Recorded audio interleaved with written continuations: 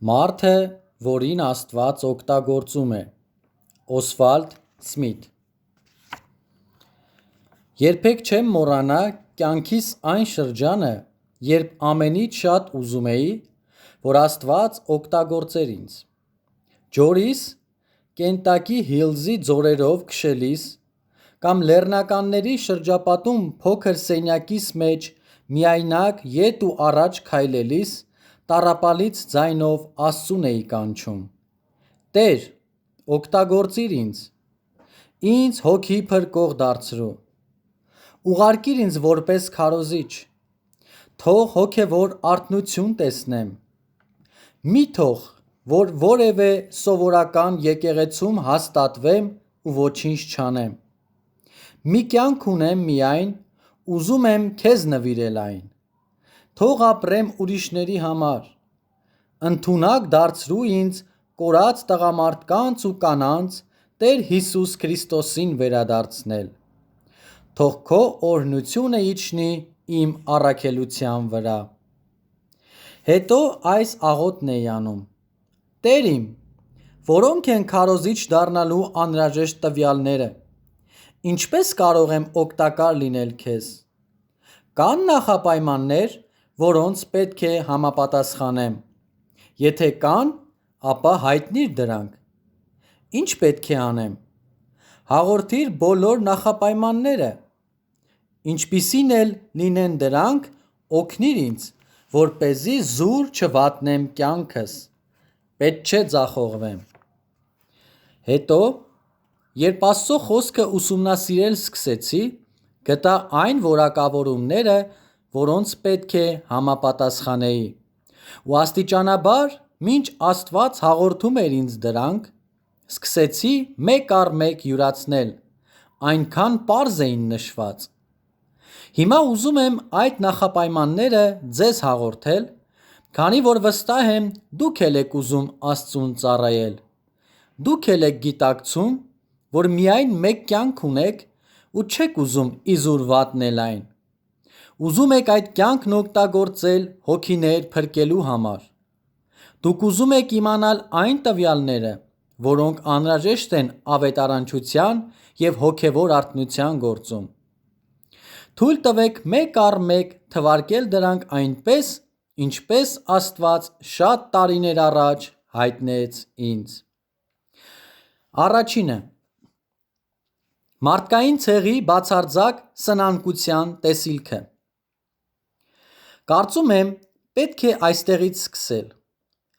Քանի Աստված մեզ ցույց չի տվել մարդկային ցեղի բացարձակ սնանկությունը, ավետարանչական գործում հեռու չենք գնա։ Մենք պետք է գիտենանք, որ մարդկային ցեղը սնանկ է։ Մենք պետք է ըմբռնենք, որ մարդիկ մեղքերի մեջ մեռած են և ոչ մի լավ բան չկա մարդու մեջ։ Մենք պետք է գիտենանք մարդկային սրտի չափազանց ապականված լինելու մասին։ Այնքան ժամանակ հաջողության չենք հասնի մեր ավետարանչական գործում, քանի կշարունակենք մտածել, որ աստվածային կյանքի կայծ կա մարդու սրտի մեջ։ Որովհետև այս դեպքում պիտի եզրակացնենք, որ մեզ մնում է միայն հով հարել այդ կայծն ու բոցի վերածել, և ամեն ինչ կարգին կլինի։ Հասկանում եք, այս կերպ վերածնունդն ամբողջովին բացառվում է։ Նշանակում է դարձի գալու կարիքը չկա, քանի որ եթե մարդ արարածը արդեն ունի կյանքը, նրան ուրիշ կյանք պետք չէ։ Նա պարզապես մեջքով է շուռ եկել դեպի իր Հայր Աստվածը ու հեռացել նրանից։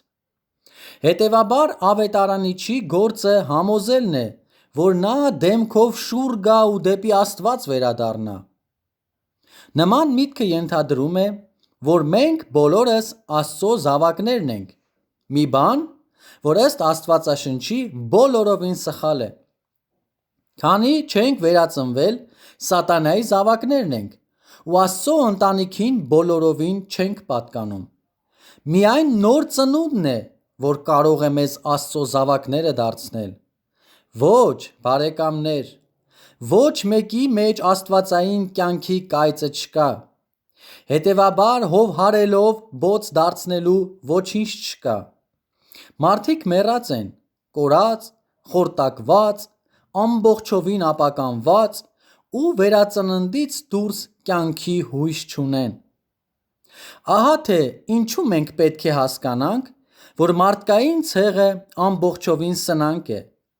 Մենք պետք է իմանանք, որ մեռած մարդը պետք է վերակենդանացվի, որ նա բացարձակ անզոր է, ու որ միայն Աստված կարող է բավարարել նրա կարիքը։ Սույն գիտակցելը այնչափ կարևոր է, ու ոչ մի ավետարանիչ հաջողության չի հասնի, մինչև չունենա այդ գիտակցությունը։ Երկրորդ, աստվածային փրկության համապատասխանության գիտակցությունը։ Մի կողմից մարդկային ցեղի բացարձակ սնանկությունն է, մյուս կողմից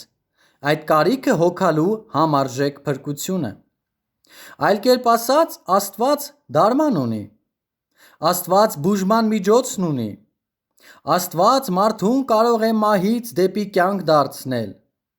Նա ունի հարկ եղած միջոցները դուրս բերելու մարդկանց իրենց սնանկ վիճակից, այն մարդկանց, որոնք մեռած են հանցանքների և մեղքերի մեջ։ Նա այդ նախապատրաստությունն արեց ավելի քան 1900 տարիներ առաջ իր միածին որդին Հիսուս Քրիստոսի միջոցով։ Հետևաբար, երբ դուք և ես մեր ավետարանչական աշխատանքն ենք կատարում, իմանալով, որ մարդիկ մեռած են հանցանքների և մեղքերի մեջ, որ բացարձակ անօգնական են, բացարձակապես անհույս, գիտենք, որ մի փառավոր ավետարան ունենք, մի հոյակապ փրկիչ, մի հիանալի միջոց։ Գիտենք, որ ունենք այն ամենը, ինչ անհրաժեշտ է մարդուն իր հուսահատ վիճակից դուրս բերելու համար։ Ուրիշ նման պատգամ չկա։ Ուրախությունը մեր սրտերում, վստահությունը մեր հոգիներում կարող ենք առաջնորդվել Տեր Հիսուս Քրիստոսի ավետարանով, իմանալով, որ հաջողության կհասնենք։ Ամենաապականված մարդը, Աստծո ամենահեռու գնացածը ու մեղքի մեջ ամենախորը թաղվածը կարող է փրկվել Հիսուս Քրիստոսի ավետարանի զորությամբ։ Ահա թե ինչու Պողոսը բացականչեց. որովհետև ես Քրիստոսի ավետարանը ամոթ չեմ համարում, քանի որ այն Աստծո զորությունն է փրկելու համար ամեն հավատացողին։ Հռոմեացիների 1:16։ Դարմանը ավետարանն է, ուրիշը չկա։ Դուք և ես պետք է ըմբռնենք այն և ուրիշ միջոցի չդիմենք։ Միայն սա պետք է լինի մեր պատգամը, որևէ այլ բուժում անհամապատասխան կլինի։ Մարդու միակ հույսը Աստծո ավետարանն է, ուրիշ հույս չկա։ Միացյալ Ազգերը այս խնդրի լուծումը չունեն։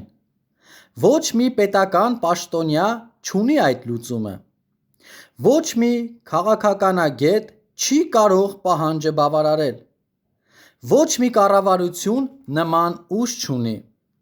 Միայն մենք ունենք այդ լուծումը, ու մեր լուծումը ավետարանի մեջ է։ Ուրիշը չկա։ Քրիստոս մեր մեղքերի համար մեռավ։ Առաջի Կորինթացիների 15:3։ Ավետարանը բոլոր հարցերը կլուծի։ Ավետարանը արդյունավետ է։ Ոչ մի այլ բան արդյունավետ չէ։ Ավետարանը բավարարում է բոլոր պահանջները։ Ուրիշ ոչ մի բան բավարարել չի կարող։ Հետևաբար ավետարանն է, որ պետք է քարոզենք։ Ու փառք Աստծո, այն կարող ենք քարոզել ամենայն վստահությամբ։ Բարեկամներ, եթե չհավատաք, որ ավետարանի մեջ է լուծումը, և որ ուրիշ տեղ լուծում չկա, ապա հեռու չեք գնա ձեր ավետարանչական աշխատանքում, մինչև չհասկանաք, որ մարդը իր անօգնականության ու անհուսության մեջ կատարելապես սնանկ է, և որ ավետարանից դուրս նա բուժում չունի, մեծ արդյունքի հասնել չեք կարող։ Քիչ հաջողություն կունենաք, մինչև իրոք չհավատաք, որ մարդը ամբողջովին ապականված է, որ նա մեռած է մեղքերի և հանցանքների մեջ, որ նրա միակ դարմանը Տեր Հիսուս Քրիստոսի ավետարանն է, որը որքան էլ վիճակը հուսահատական լինի, կարող է փրկել։ Երրորդ, մեծ նպատակի նվիրված կյանք։ Հիշում եք, Պողոս առաքյալն ասաց. «Միայն այս մեկ բանը կանեմ»։ Պողոս մեկ բանի մարդ էր։ Այն մարդն է հաջողվում ավետարանչության ու հոգի փրկելու աշխատանքում, որը ամեն ինչ մի կողմ է դնում, զբաղվում է միայն մի գործով ու կյանքում ունի միայն մեկ նպատակ։ Որևէ մեկը, որ բաժանված հետաքրքրություն ունի, որևէ մեկը, որ բազմաթիվ ծրագրեր, մտադրություններ, գաղափարներ ունի, որևէ մեկը, որ այլ բաներով է հետաքրքրված, չի կարող հաջողություն ունենալ։ Միայն նա կարող է հաջողություն ունենալ, ով միայն մեկ մեծ նպատակ ունի իր կյանքում։ Երբ ուսանող էի, երբեք չէի երազում ամուսնության մասին։ Սկսեցի այդ մասին մտածել միայն այն ժամանակ, երբ ավարտեցի ուսումս և սկսեցի ծառայությունս։ Ուսանելու ընթացքում կնոջ և ընտանիքի պատասխանատվությունը վերցնելը տնտեսական հսկայական բեռ է։ Եթե ուսանողի շահերը այսպես բաժանված լինեն, ինչպես կարող է կենտրոնանալ ուսման վրա։ Ինչպես կարող է հաջողության հուսալ։ Ավելի լավ չի լինի, մինչև նման քայլ անելը սպասի իր ուսման ավարտին։ Երբեք չեմ կարողացել հասկանալ, թե որոշ քարոզիչներ ինչպես են կարողանում իրենց հիմնական աշխատանքին զուգահեռ այլ պաշտոններ ստանձնել։ Եթե Աստված մարդուն հանձնարարում է ավետարանը քարոզել, նշանակում է այդ մարդը պետք է միայն ավետարանով ապրի։ Այս դեպքում ինչու նա պետք է կողմնակի դրամ վաստակի։ Եթե նա դեպի դրամը շուռ գա, ապա կսկսի դրամով հետաքրքրվել։ Բնականաբար պիտի մտածի նաև դրամի մասին ու պիտի դադարի մի գործի նվիրված մարդ լինելուց։ Ժամանակի մի մասը պիտի եկեղեցուն ծառայելուն տրամադրի,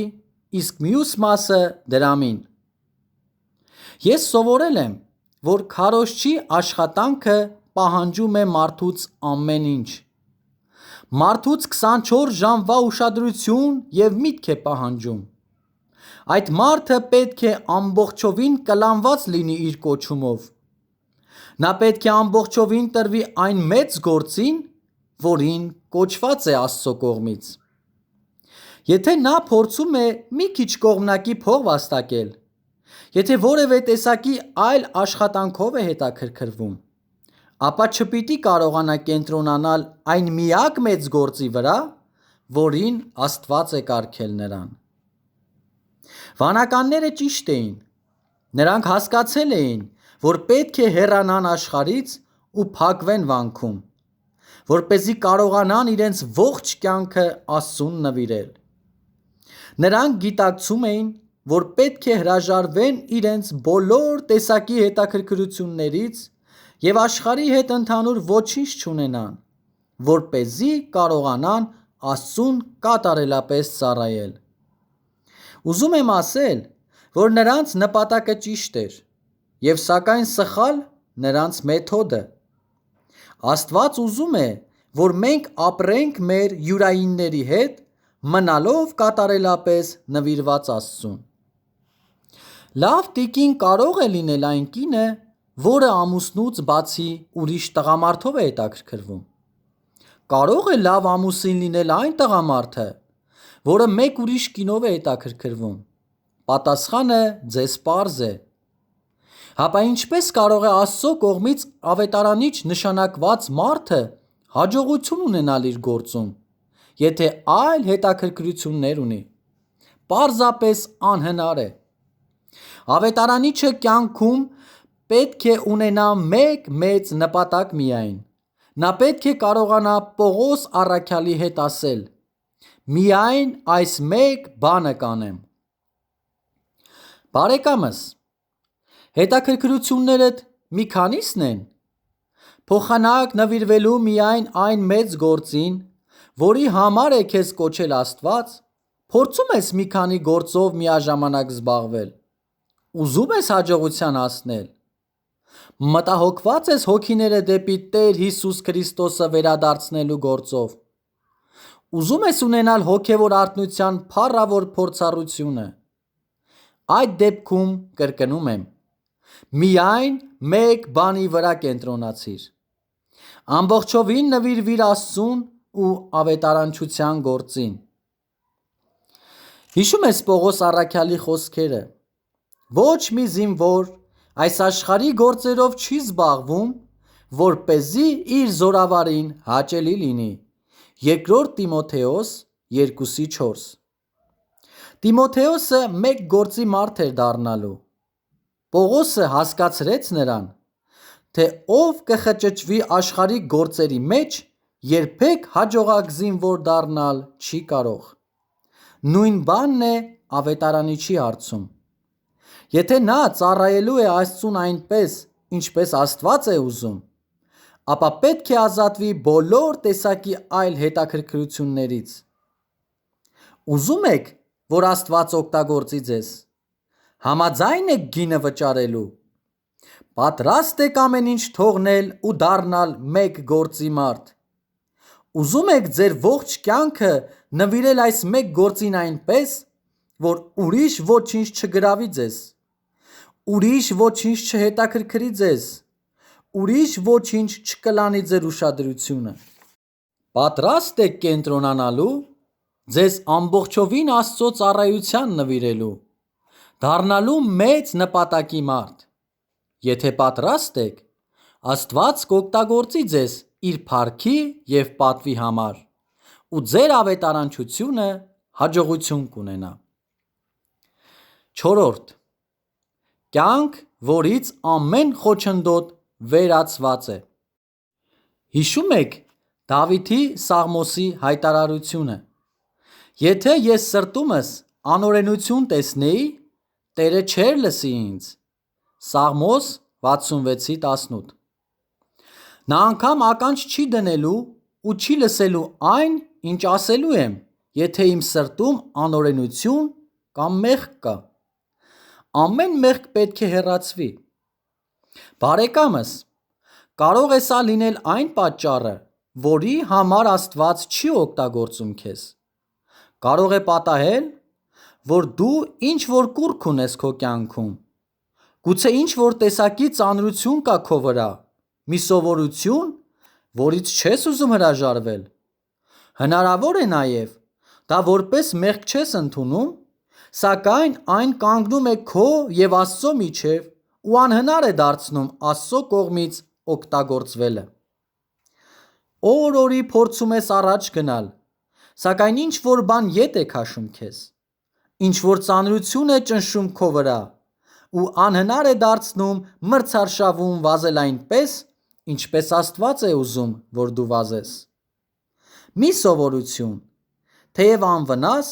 հեռացնում է քեզանից Աստծո զորությունը, ու քանի որ չես ուզում ձեռք քաշել քո մեղքից, քանի որ դրանից ամբողջովին հրաժարվել չես ուզում, Աստված չի կարողանում օգտագործել քեզ։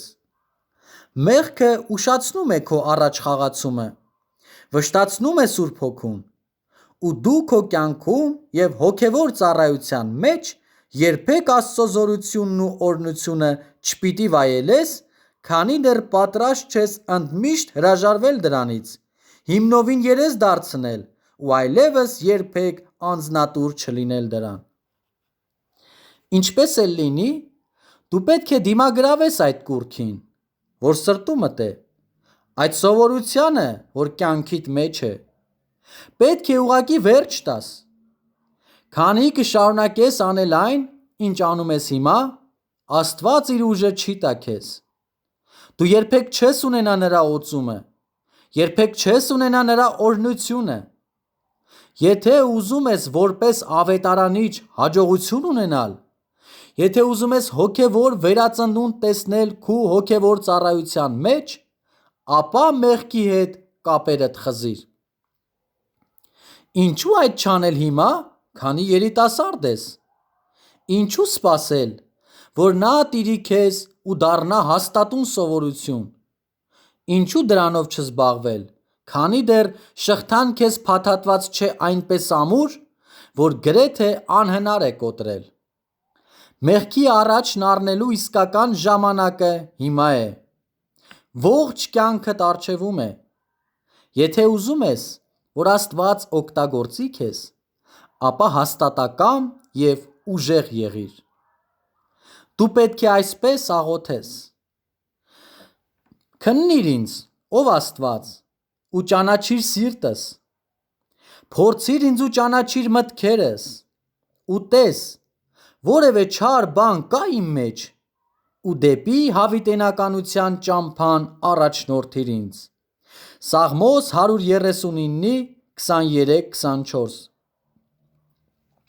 Հնարավոր է, որ քու բոլոր տաղանդներով, բարեմասնություններով, հաջողություններով և ուսումով հանդերձ լինես բացարձակ ողորմելի, անհաջող ավետարանչական ասպարեզում, այն պարզ պատճառով, որ մի բան կա քո կյանքի մեջ, քո սրտի մեջ, որ վշտացնում է Աստծուն ու անհնար է դարձնում, որ Հիսուս Քրիստոսը օգտագործի քեզ այնպես, ինչպես ինքն է ուզում, իր փառքի ու պատվի համար։ Թող ուրեմն Աստված քննի քեզ, թող փորձի քեզ, թող հայտնաբերի սրտումդ բուն դրած վատը, ապա խոստովանիր, դեն նետիր մեղքդ ու մաքուր երևացիր Աստծուն, որպեսզի նա կարողանա օրհնել քու հոգևոր ծառայությունը ու տեր կանգնել դրան։ 5. Ամբողջովին Աստծուն տրամադրված կյանք։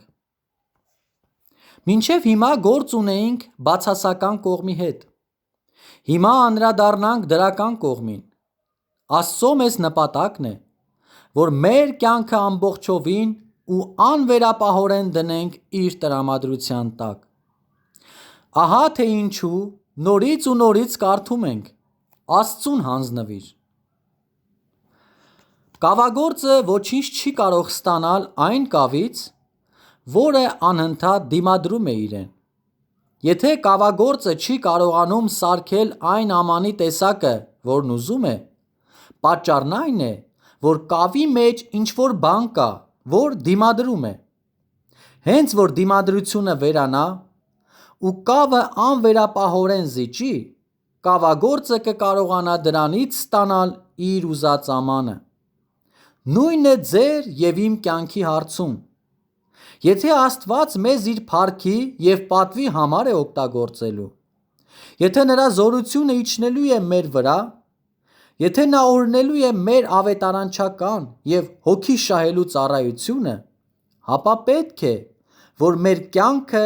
անվեհապահորեն դնենք նրա տրամադրության տակ։ Քանի դեռ ունենք մեր սեփական կամքը, Աստված քիչ բան կարող է անել։ Պետք է, որ նրա կամքը մեր կամքը դառնա, ու հենց որ նրա կամքը մեր կամքը դառնա, նա արդեն կարող է օրհնել մեզ։ Մենք պետք է կարողանանք Տեր Հիսուս Քրիստոսի հետ ասել. Աստված իմ, ինձ համար ուրախություն է քո կամքը կատարել։ Աստված երբեք աշխղեկի նման չի գործում։ Նա երբեք չի պարտադրում մեզ անել այն, ինչ չենք ուզում անել։ Նա այնպես է անում, որ մենք հոժարակամ համաձայնվում ենք, ապա սկսում ենք հաճույքով հնազանդվել իրեն։ Այլ կերպ ասած, ինչպես արդեն ասացի, նրա կամքը դառնում է մեր կամքը, և բնականաբար սկսում ենք հնազանդվել միայն մեկ կամքի։ Հիմա մեզ ամբողջովին Աստծո տրամադրության տակ ենք դրել։ Ինչ կարող է անել բժիշկը այն հիվանդի համար, քանի այդ հիվանդը հրաժարվում է ընդունել նրա բուժումը։ Հիվանդը պետք է անվեհապահորեն հանձնվի բժիշկին ու պետք է, որ միանգամայն հոժար լինի ընդունել նրա տված դեղագիրը։ Միայն այս դեպքում է, որ կարող է բուժման հույս լինել։ Քիչ բան կարելի է անել, քանի հիվանդը իր ճանապարհով կգնա, կընդունի միայն իր դեղը ու կհրաժարվի բժշկի տված դեղագրից։ Նա պետք է իրեն դնի բժշկի ձեռքերի մեջ։ Նույնն է ձեր և իմ հարցում։ Աստված քիչ բան կարող է անել մեզ համար, քանի դեռ մենք մեզ ամբողջովին նրա տրամադրության տակ չենք դրել։ Աստված ուզում է, որ իրեն հանձնենք ձեր կյանքը ու երբեք չի բավարարվի, մինչև որ ստրուկի նման, կամավոր ստրուկի նման ձեզ ամբողջովին իր տրամադրության տակ չդնեք։ Միայն այս դեպքում է, որ նա կարող է օգտագործել ձեզ իր փառքի համար։ 6. Ծառայություն, որտեղ աղոթքն է տիրում։ Սրանից ավելի կարևոր բան չկա։ Հիշում եք, Հակոբը աղոթքով պայքարեց Աստծո հետ։ Այսօր մենք քիչ ենք պայքարում։ Առավոտյան վեր ենք կենում, ծնկի ենք գալիս անկողնի մոտ, աղոթքի մի քանի խոսք մրմռում, շշնջում և աշխատանքի շտապում։ Հետո գիշերը, երբ հոգնած ենք լինում, ուժասպառ, նույնն ենք անում և անկողին մտնում։ Հիմնականում սա է նշանակում աղոթքը մեզ համար։ Սակայն Հակոբը այսպես չաղոթեց, ողջ գիշեր գոտեմարտեց, հետո բացականչեց. «Ձեռք չեմ քաշելու քեզանից, մինչև չօրհնես ինձ»։ Ոմանք երբեք չեն սովորել աղոթքի մեջ գոտեմարտելը, հետևաբար չգիտեն ինչպես հաղթել։ Մինչև Աստծուն չվերազդենք, մարդկանց վերազդել չենք կարողանա, ու մարդկանց վերազդել կարողանալու համար պետք է երգնել սովորել։ Հիսուսը գիտեր, թե ինչ է նշանակում աղոթքի մեջ երգնելը։ Հիշում եք, որ նա գիշերներ լուսացրեց աղոթքի մեջ։ Քանի անգամ աշակերտներն իրեն գտան ինչ-որ ամայի վայրում Աստծո հետ մենակ, տագնապած սիրտը դատարկելիս։ Դուք և ես գրեթե գաղափար չունենք, թե ինչ է նշանակում այսպես աղոթելը։ Ու քանի դեռ չգիտենք Աստծո հետ մենակ մնալ ու երգնել աղոթքի մեջ, շատ բանի չենք հասնի։ Միայն այն ժամանակ նա կսկսի օգտագործել մեզ, կսկսի պատասխանել մեր աղոթներին ու փառաբանել ինքն իրեն մեր ծառայության մեջ։ Չարլզ Ֆինին այսպես էր աղոթում. անդադար անտառ էր գնում, կամ մի ամայի վայր ու տառապալից աղոթք հղում Աստծուն։ Երբեմն նույնիսկ անընդունակ էր դառնում աղերսանքները բառերով արտահայտել։ Նա ասում է, որ միայն հառաչել ու արտասվել էր կարողանում, այնքան ծանր էր նրա բեռը։ Ուստի զարմանալի չէ, որ Աստված օգտագործեց նրան։ Զարմանալի չէ, որ նա դարձավ բոլոր ժամանակների ամենամեծ հոգևոր արթնության ավետարանիչը։ Զարմանալի չէ, որ Աստված փառաբանեց ինքն իրեն նրա ծառայությունով։ Ֆիննին գիտեր ինչպես տագնապել աղոթքի մեջ։ Բոլոր այն մարդիկ, որոնց օգտագործել է Աստված, աղոթքի մարդիկ են եղել։ Եթե երբեք չես իմացել ինչպես աղոթել, եթե երբեք չես իմացել ինչպես գոտեմարտել Աստծո հետ, եթե երբեք չես իմացել ինչպես տառապել, եթե ոչինչ չգիտես տագնապելու ու հոգեկան երկունքի մասին, չգիտես, թե ինչ է նշանակում հոգևոր նվաճումներ ձեռք բերելը, եթե ուզում ես Աստծուն փառավորված տեսնել քո ծառայության մեջ, դու պետք է նախ և առաջ ու ամենից շատ աղոթքի մարդ լինես։ 7. Աստծո խոսքով հագեցած ծառայություն։ Քարոզիչների եմ ճանաչում, որոնք Աստծո խոսքն օգտագործում են միայն քարոզի ընթացքում։ Ավետարանչական գործում հերու չի գնա նա, ով այսպես է վարվում։ Հանուն մեր հոգևոր կյանքի դու եւ ես պետք է Աստծո խոսքին դիմենք։ Մենք պետք է գիրքն իմանանք ծայրից ծայր։ Ու միայն մի ձև կա իմանալու՝ կարդալը։ Կարդացեք այն ծննդոց գրքից մինչև հայտնության գիրքը։ Դարձյալ ու դարձյալ կարդացեք այն գիրքը։ Խորհրդածեցեք նրա շուրջ, նշումներ արեք, ուսումնասիրեցեք, հագեցեք նրանով։ Կարդացեք այնքան, մինչև այն ձեր մասը դառնա։ Միայն այդ ժամանակ է, որ Աստված կկարողանա օգտագործել ձեզ այնպես, ինչպես ինքն է ուզում։ Եթե լավ չես ճանաչում այն զենքը, որը պիտի օգտագործես, նեղ վիճակի մեջ կընկնես այն ժամանակ, երբ օգտագործել փորձես։ Մեր զենքը Աստծո խոսքն է։ Քանի լավ ծանոթ չենք դրան, քանի դեռ չգիտենք ինչպես օգտագործել այն, ավետարանչության գործում հեռու չենք գնա։ Աստծո խոսքը պետք է և մեր լեզվի վրա լինի, և սրտի մեջ։ Մենք պետք է ճանաչենք այն ու խորհրդածենք նրա շուրջ, մինչև որ նա մեր մասնիկը դառնա։ Երբ գիշերը արթուն պառկած ենք անկողնի մեջ, նորից կրկնենք այդ խոսքը, մինչև որ հագենանք դրանով։ Հիշեք, թե Աստված մեր խոսքը չէ, որ օգտագործում է, այլ իր խոսքը։ Քիչ բան կարող է անել այն, ինչ մենք ենք ասում, սակայն այն, ինչ Աստված է ասում, շատ բան կարող է անել։ Դե ուրեմն օգտագործենք խոսքը և օգտագործելով հասկանանք այն։ Ուստի դարձյալ եմ ասում, եկեք կարդանք այդ խոսքը, մինչև որ այն մեր մասը դառնա։ Աստծո խոսքին գիտությունը ոչնչով փոխարինել հնարավոր չէ։ 8.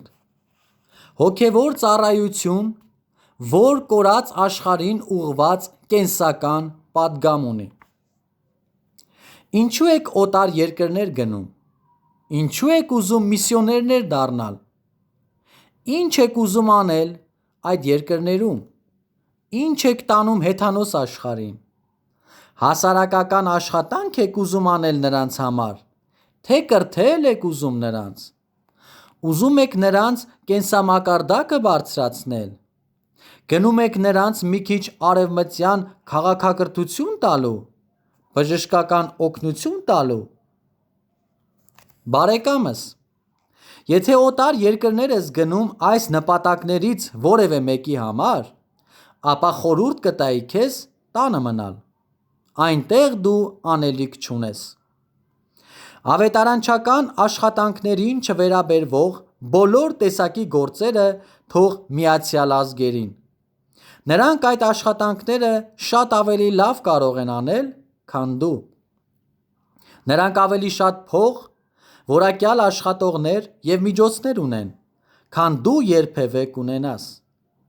Նրանք ունեն բոլոր անհրաժեշտ հարմարությունները։ Նրանք կարող են հեթանոսներին դաստիարակել։ Նրանք կարող են կատարել բժշկական աշխատանքներ։ Նրանք կարող են ընկերային աշխատանքներ անել։ Նրանք կարող են հաղորդել արևմտյան քաղաքակրթությունն ու մշակույթը։ Սրանք քրիստոնեության կողմնակի արտադրություններն են։ Իսկ միսիոների հիմնական աշխատանքը ավետարանը քարոզելն է։ Ուստի չպետք է գնաս, եթե միայն մեկ պատգամով չես գնում։ Քո պատգամը պետք է լինի Հովհաննես 3:16, որովհետև Աստված այնպես սիրեց աշխարհը, մինչև որ իր միածին Որդուն տվեց, որպեսզի ամեն ով որ նրան հավատա չկորչի, այլ հավիտենական կյանք ունենա։ Եթե այդ պատգամով չես գնում, եթե չես գնում Աստծո փրկության պատգամով, որը կորած ու կործանվող աշխարհին է ուղղված, եթե չես գնում հեթանոսության խավարի մեջ կորած մարդկանց հավիտենական կյանք հավետելու, ավելի լավ է, որ տանը մնաս։ Ինչու ես հոգևոր ծառայության գնում։ Ո՞րն է Տեր Հիսուս Քրիստոսի ավետարանը քարոզելու քո նպատակը։ Մարդկանց հաճոյացնել ես ուզում։ Ապրուստ հայթայթելու համար ես զբաղվում այդ գործով, դրան վաստակելու համար։ Այդ գործով ես զբաղվում, որովհետև հարգարժան աշխատանք է, որովհետև այն քեզ համբավ կտա, իշխանություն կտա, սա է քո նպատակը։ Բարեկամս, ասեմ քեզ նաև, որ լավ կլինի, եթե այլ գործով զբաղվես։ Լավ կլինի այլ մասնագիտությամբ զբաղվես, որովհետև Աստծո օրհնությունը երբեք չի իջնի քո վրա, եթե սրանք են քո դրդապատճառները։ Եթե ծառայության չես գնում Աստծո փրկության պատգամը հաղորդելու, եթե չես գնում խավարի մեջ կորածներին կենդանի փրկիչը ներկայացնելու ու հայտարարելու Քրիստոս մեռավ մեր մեղքերի համար, եթե կորչողներին ու կործանվողներին չես ասում նայեցեք Աստծո գառին, որ աշխարհի մեղքն է քավում, կրկնում եմ, ավելի լավ է ուրիշ գործով զբաղվես, այս ծառայությունը քեզ համար չէ, չարժի։ Հիշեցի Լոնդոնում, Անգլիայում ապրող մի մարդու, որը երկու եկեղեցի է այցելում։ Առավոտյան գնում է մեծ մայրաքաղաքի կենտրոնում գտնվող City Temple եկեղեցին։ Այնտեղ լսում է ամենապերճախոս քարոզներից մեկը, որ երբևէ լսել էր, ու դուրս գալիս բացականչում է. ինչ հոյակապ քարոզ էր։ Երեկոյան գնում է քարոզչության աշխարհահռչակ ամբիոն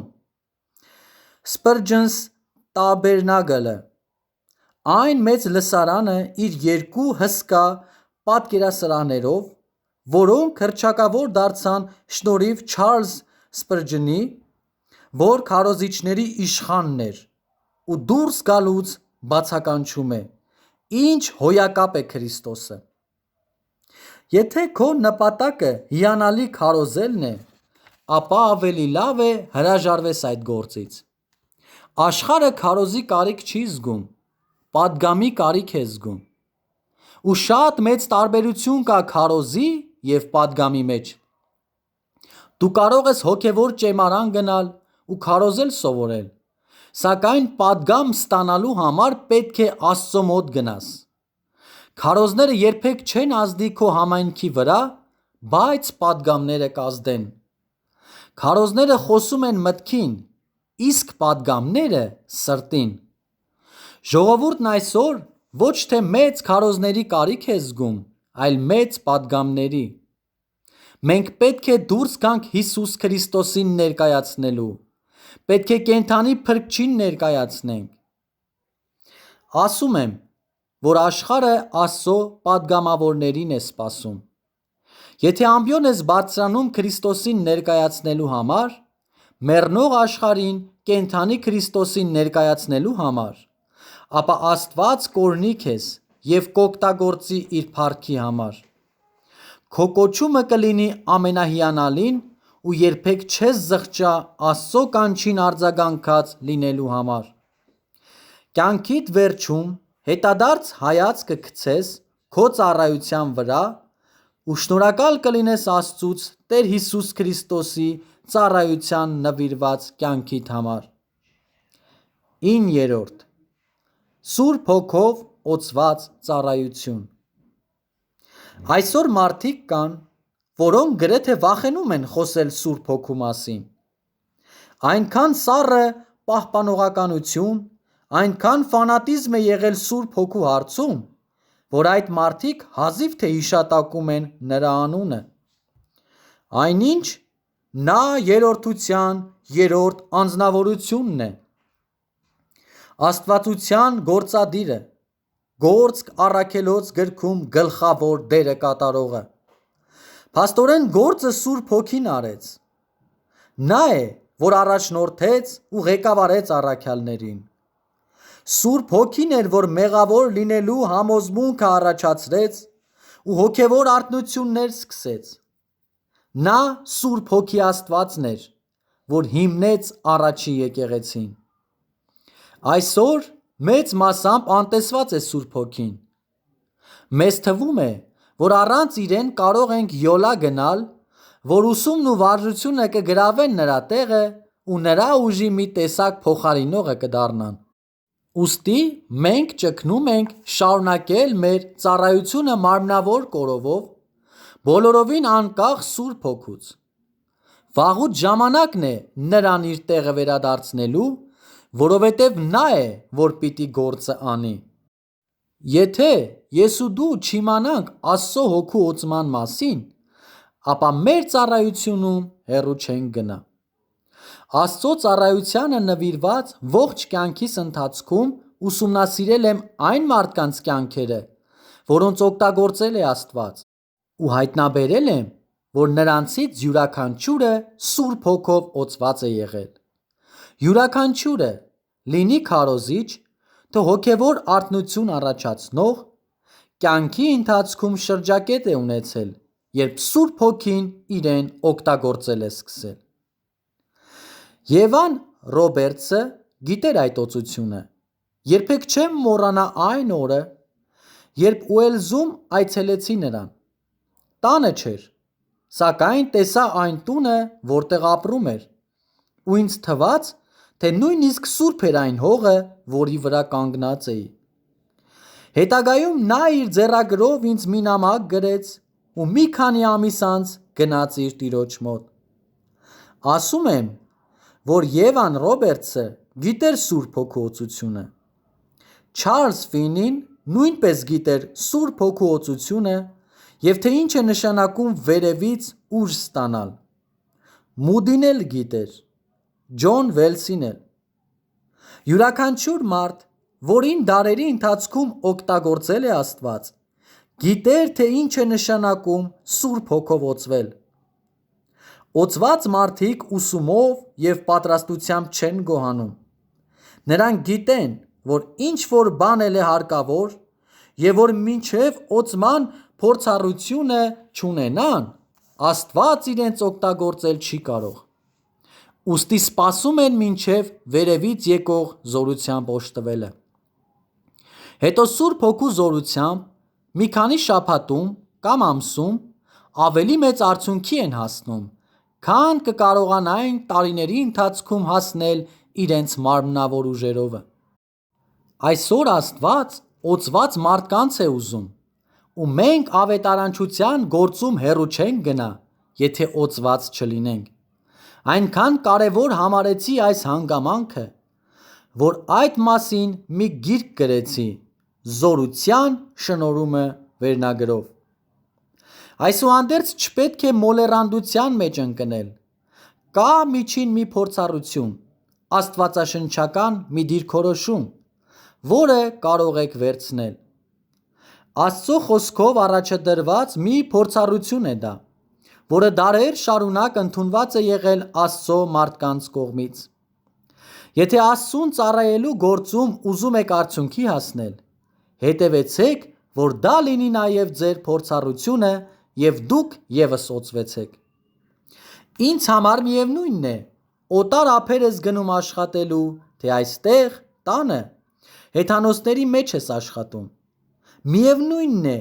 միսիոներական աշխատանք ես կատարում օտար ափերում, թե ավետարանչական աշխատանք կատարում այստեղ, քո երկրում։ Ամեն դեպքում պետք է Սուրբ Հոգով օծված լինես։ Հակառակ դեպքում քո ծառայությունը զուրկ կլինի զորությունից ու դու մեծ արդյունքի չես հասնի։ Եթե ուզում ես, որ Աստված օգտագործի քեզ,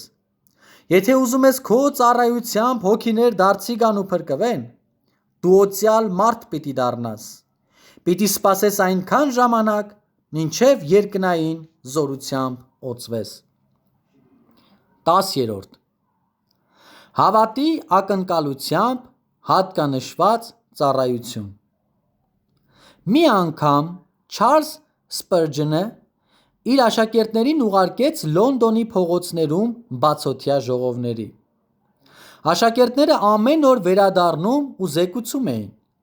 Ոմանք հասնում էին հաջողության, մյուսները ոչ։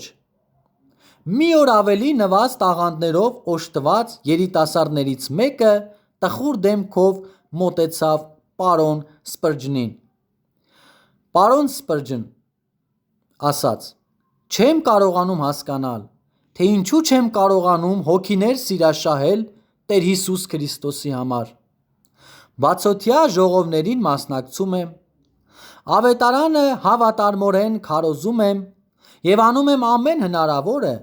սակայն իմ կոչերին քիչ են արձագանքում կամ բոլորովին չեն արձագանքում։ Սպրջնը մի քանի վայրկյան նայեց երիտասարդին ու ասաց. ուզում ես ասել, որ ամեն անգամ, երբ քարոզում ես, սպասում ես, որ ամենակարող Աստված հոգիներ փրկի։ Երիտասարդը շփոթվեց. Ինչ եք ասում, ոչ, ասաց, կարծում եմ, ոչ, իհարկե ոչ, ինչպես կարող էի նման բան ակնկալել, դեռ ուսումս չեմ ավարտել և մյուսների չափ տաղանդ չունեմ, ոչ էլ ընդունակություններ, ոչ հասկանում եմ, չպետք է նման բան ակնկալեի։ Ուրեմն, բացականչեց Սպրջնը, այդ է պատճառը, որ արդյունքի չես հասնում։ Երիտասարդը հավատի ակնկալությունը չուներ, իսկ Աստծո խոսքն ասում է. ձեր հավատի չափով թող լինի ձեզ։ Եթե արդյունք չեք ակնկալում, չեք ստանա։ Բարեկամս, եթե արդյունք չես սպասում, չես ունենա, նորից եմ մեջբերում անում, ձեր հավատի չափով թող լինի ձեզ։ Աստծո ավետարանը քարոզելու համար պետք է հավատի ակնկալությամբ ամբիոն բարձրանաք։ Քարոզը սկսելուց առաջ դու պետք է ճիշտ նույնքան վստահ լինեք արդյունքների վրա, որքան վստահ եք լինում, երբ տեսնում եք տղամարդկանց ու կանանց բեմի առաջ գալիս Հիսուս Քրիստոսին որպես փրկիչ ընդունելու։ Քարոզչական կյանքիս ողջ տարիների ընթացքում միշտ ուղղել եմ հրավերը։ Չեմ կարող հասկանալ, թե քարոզիչը ինչպես է բավարարված զգում իրեն, երբ քարոզում վերջացնում է ավետարանը, տալիս է օրհնությունը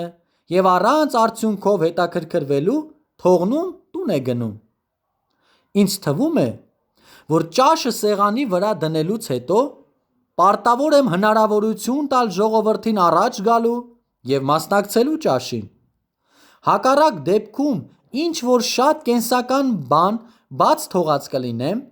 իմ հոգևոր ծառայության մեջ։ Ամեն կիրակի հրավիրել եմ կորած տղամարդկանց ու կանանց, ինչպես նաև հավատն ուրացողներին առաջ գալու և Քրիստոսին ընդունելու։ Եվ իմ ծառայության տարիների ողջ ընթացքում չեմ հիշում որևէ երեկո, երբ արդյունք տեսած չլինեմ։ Ամեն գիշեր տեսել եմ նրանց բեմի առաջ գալիս ու անհատական աշխատանք տանողների հետ առանձին զրույց անելիս։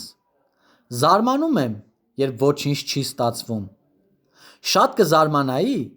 եթե ավետարանից որևէ պատգամ հաղորդեի,